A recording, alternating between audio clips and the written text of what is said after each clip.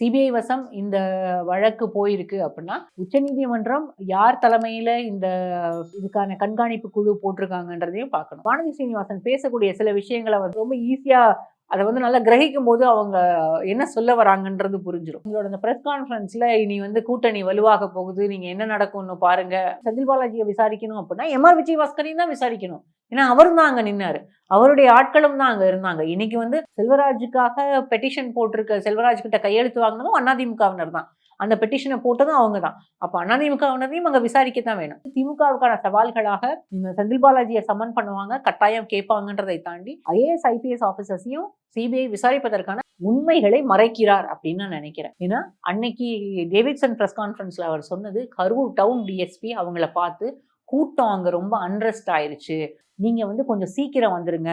கரூரினுடைய கலெக்டரும் அவருக்கு நிறைய முறை கால் பண்ணியிருக்காரு, விஜய் அவர்களுக்கு நேரடியாக தொடர்பு கொண்டு நீங்க சீக்கிரம் வந்துருங்க, ஏன்னா கூட்டம் அதிகமாகிக்கிட்டே போகுது.